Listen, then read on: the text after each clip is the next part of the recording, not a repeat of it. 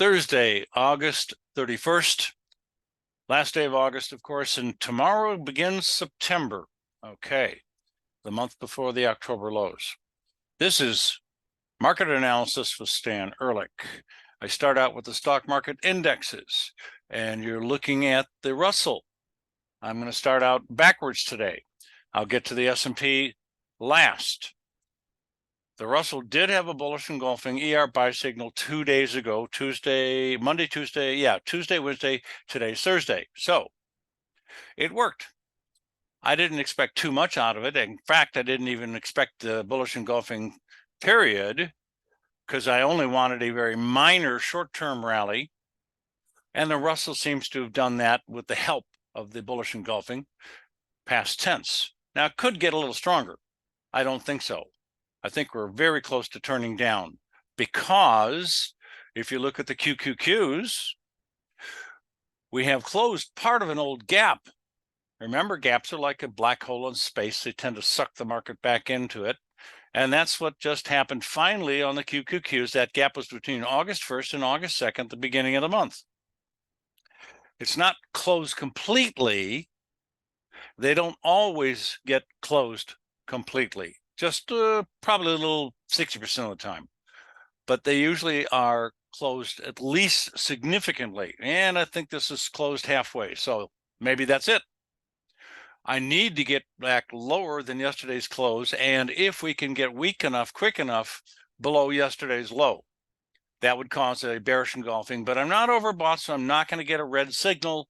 And that would probably cause me to believe that today is the last shoulder high. Now, if we get too much stronger, not just closing the gap, but I mean up, up in the area of 385 plus, it could turn into an overbought condition at previous highs, which is resistance, and maybe a double top. Well, let's look at the DIA for the moment. And you can see that all of these indexes are now rallying for, I don't know, half an hour, 45 minutes from what was at the time a new low for the day. And in some cases, lower than yesterday's closing price. Right now, you got a little recovery. So let's look at the DIA. It came extremely close to making a bearish engulfing. But again, it didn't get overbought, so I'm not going to get that red like we did. We got two of them during the top formation development. On the Qs, I think we did also get a sell signal on the high. No, I'm sorry. It was developing not at all. Frankly, that's a little disappointing on the Qs. But we did get on the S&P a bearish engulfing key reversal ER sell signal on the high day, July 27th. And that is where I'm measuring my distances, time and vertical from. So if this is the last shoulder, and it's getting a little high now, I'm not liking the size of this rally much, but it could save itself. Right now, I'm flat. I'm waiting for this shoulder to turn down. I'm waiting for a major bullish breakout if I have been wrong in thinking that we're going to start to bend over here in September and go down to the October lows, which I still believe is going to happen. Are we going to close this gap at 455.49 first and then head south? Are we going to close any of it at all? Well, today is adding up to be one of those turning days, maybe. Again, right now we're rallying and back to some strength. So I'm not seeing it. I need to see this thing show some weakness. Don't jump the gun. So now let's go to futures.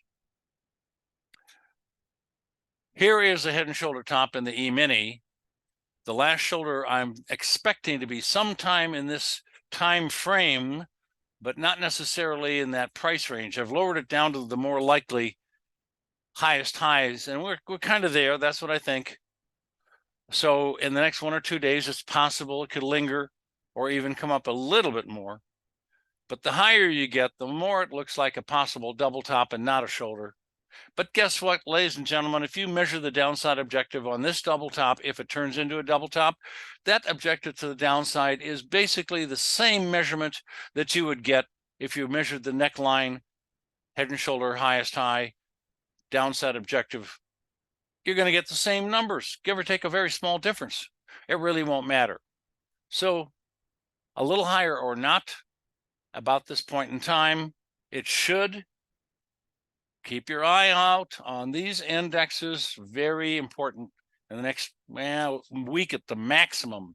Next chart is the NASDAQ. You're getting the same formation. I just haven't drawn in the shoulder high, which is here, and your inside shoulder, which is there. Neckline would start right here, across that low, slightly downward slanted, not unusual. You do have somewhat of a double top for the head. That's okay. You got a couple of bearish engulfings, but it's not the highest high, unfortunately. And this rally is okay in terms of the timing and a little higher than I would have liked, but not too much. Let's keep a close eye out on these indexes. And we're now getting a substantial rally out of the bond market, which had been looking pretty poor. We had been making new lows with new low closes, but because of the oversold condition, I did expect a rally. Now the rally is carrying nicely into resistance. I totally expect 123 and a fraction soon at the green zone here. If we start closing above that 123 and a half, the story is going to get a lot more friendly, a lot more bullish. We're looking at a very broad double bottom formation potentially. August of 23, and the other low was basically a year earlier, August of 22. Wait a minute. No, I'm sorry, October of 22. So almost a year ago. Next chart's 10-year notes. You're going to see almost the same thing, although the last month drove 10-year notes a little further into new low ground, looking a little less like a possible double bottom. But if you stretch your imagination a little bit, you can claim it's a double bottom. We are now at the top of the green zone of resistance. The bonds have a little ways to go to get there. So if we can close above today's high, which is yesterday's high, it's going to look a little more interesting in terms of bullishness. Next chart, crude. We caught the exact high of the rally a couple of weeks ago at resistance, and it turned down for a week or two, and that was good. Made some money. Now, guess what? We're right back up into that resistance area right now and almost overbought. So let's see if it can punch its head through the top here and start a little bit of a bull trend. If you start closing above 84, 85, you're probably going to get up to 90 or even maybe 93. But I'm skeptical about that. It stopped at this area before, only a few weeks ago, and the conditions are pretty similar. So I'm favoring a turn down, but we haven't got it yet. Don't jump the gun. Next is heating oil. Overbought conditions turned it around, and we've had a few days down now. Came down to a little bit of support and bouncing somewhat today, but not a lot. I'm not convinced it's turning up completely. So I'm not going to take sides right this moment on heating oil. Next, natural gas. Good support, passing the test. Minor new highs for a few weeks. Doesn't seem to want to stay there at the moment. Large sideways trading range since April of this year. Building a platform to make a big move up or down off of. I kind of have to wait here for a reversal or a bullish or bearish breakout. So I'm going to turn neutral. Next, gold and silver and platinum, along with copper. All four metals have been very kind to us this year, in particular silver. We have sold the top of rallies and bought the bottom of breaks innumerable times with these metal markets this year. The last lowest low on that break was August 21st, and we have a bullish engulfing buy signal. Please remember, ER1 is always in the trade when it turns red or green, and so we were long on the low day. ER3 got long the next day, and you're looking at the equity curve, and that should be down a little bit like that at the moment, and the stop is going to be just a little bit sideways. I'll pull that over here to give you a little bit better picture. So up we go. Minor down day, doji inside trading range, no higher high, no lower low than yesterday. Doesn't mean too much usually. So looking for higher levels still. Next chart is, we almost bought the low of the day with a green engulfing ER buy signal. We sold a high. We bought that low. We sold not only that high, but we also sold a high before it, and it turned into a double top. We bought the low. Silver's been great. Last bottom, we were off by 2 days. We got a buy signal, and ER3 even jumped in. The highest high for the rally was yesterday, but look, we're overbought. So I could expect some sort of downside retracement. And I don't think it's a major high, but it certainly would be tightening up my sell stops if I was in a long trade. And platinum, ER buy signal almost on the low day. ER3 got long. You know, ER1 is long from right about there exactly, almost exactly. 899.70, give or take a few ticks. We're doing great. Market's doing very nice. Yesterday was the highest high for the rally, and we have a minor correction yesterday and a little bit more today. Overbought conditions apply, so maybe a little bit more of a dip. We might get stopped out with a heck of a good profit if it does dip a little bit more. Next chart is high-grade copper. We bought the low day, and that was August 17th with a bullish engulfing ER buy signal. The high day is a red sell signal. So this is floundering for a few days sideways. We're still okay. Our stop is just below the market. It'll be a modest to decent profit, nothing to write home about, but a profit. Next, soybeans. Are we going to have a huge bull market move? If that's true, we're going to be breaking out and closing above 1440. Let's call it 1440. Easy number to remember. But overbought a couple days ago with an upside exhaustion gap short term. Now the lowest low 3 days later, and I'm expecting a little bit more of a downside retracement, which is not going to do much for me. You have a lot of support at 13 all the way down to 1280. So I can allow for a back and forth here until it finally decides to close below 1280 for a significant bearish breakout, or above 1440 for a very bullish breakout. In the meantime, I'll take a signal if I get a green or red, but we're bouncing back and forth in here, so I'm going to wait for a longer term opinion at the moment. Next is bean oil. Double top, second high, bearish engulfing, sold the top, waiting for new lows. I'm expecting it to test support at 59 and a little under. Next, meal. Got overbought and resistance, but we didn't get a bearish engulfing, unfortunately. And we're slipping off as a result of the resistance and the overbought. Here too, I'm kind of leaning a little bit toward not saying too much, because I need to have some strength or some significant weakness for major breakouts, or a major signal. We got a green at the bottom on that. We got red on the top of that short-term downside correction. Next chart, corn. We have now made the lower lows, as I expected. We're not oversold. I do think we're going to challenge the lows that were made back in July of last year.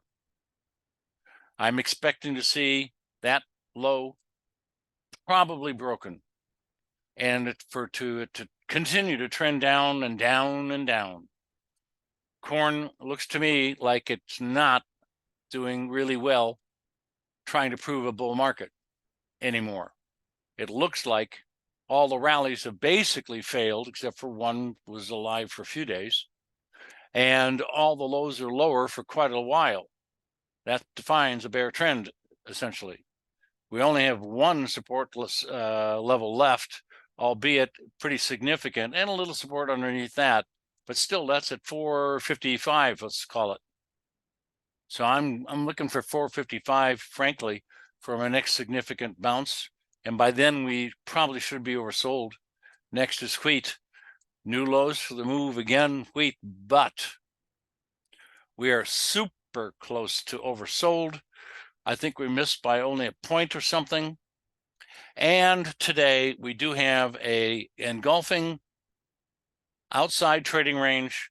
At the moment, we are down a very small amount, and it could easily rally a little bit and be a bullish engulfing, but I'm not going to turn green because it's not oversold. Look how close we got to oversold conditions, and this does happen, but that is not 25. That is 25.46.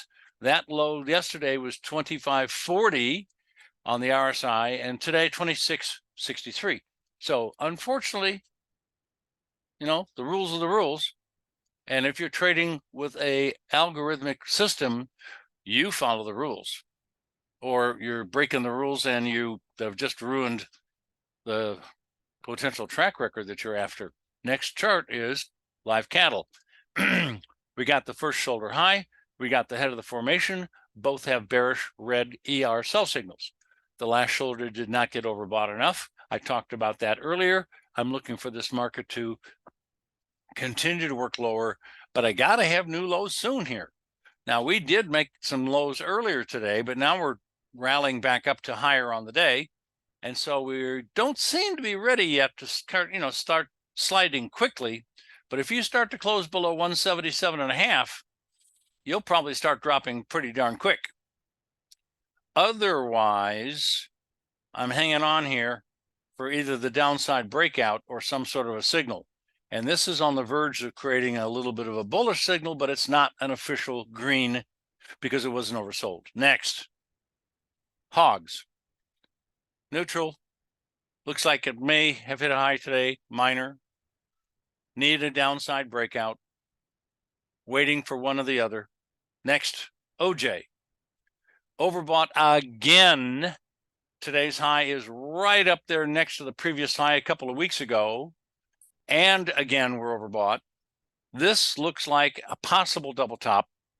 You have to break below the lowest low between the two highs in order to have a breakout of a double top. So we need to close below 304 to do the job. This is how it starts, though. And if we were to get below yesterday's low, then because we were overbought, we would have a bearish red ER sell signal like that one right there. I don't see anything else. Okay, way over here on the far left, there's one that only lasted a day or two. Still profitable. Okay, next chart. Cocoa. We sold the top. Huge bearish engulfing. Big break the next day. But it generated oversold conditions immediately after being overbought within a day or 2 days, actually. Wow. Going from overbought to oversold in 48 hours is pretty quick. Very quick. So support oversold, started to bounce, mentioned that we probably should run out of gas, got a rally. I thought it was over, and I thought we were going to have new lows. Instead, we just jumped back up here, and now we're testing the highest highs almost, but again, overbought conditions 3 days in a row. We're now down to almost dead unchanged. I think it is unchanged exactly. So any drop here could start a possible bearish engulfing. We need to get below yesterday's low. It will then turn red. And then we'll have 2 red bearish engulfings at the tops for cocoa. But I'm asking too much for the moment. Let's see if that happens. I'll be tickled pink if it does. Everything's set up to do it. We'll see what happens. And coffee. Big sideways trading range support area, bounced off the bottom of it with the low being a bullish ER buy signal on the low day. Great combination. We made a higher high today since that bullish engulfing. Momentarily, we're a little lower on the day. We have a minor bearish engulfing today. Now that tells me the market's supposed to go down some. It did come up into some resistance, so we might have a little bit of a dip. I don't want much at all, if any, and I want to see it close above today's high soon. Next, sugar the sweet. Overbought a couple of days ago, ran up into the same approximate price level where it topped out before, months ago, and now starting to slip significantly. Third day down, resistance, overbought conditions. I can justify pretty easily and move all the way back to 23.5. Next chart, caught in the rag. Aha. Not only are we, like I mentioned yesterday, in resistance, but today we now have officially an overbought condition. So any dip one tick or more below yesterday's low will generate a red bearish engulfing, and it might even be a big whopper like a few weeks ago, a little unlikely, but I'd just love to see a red outside down day today. It'd be a great combination.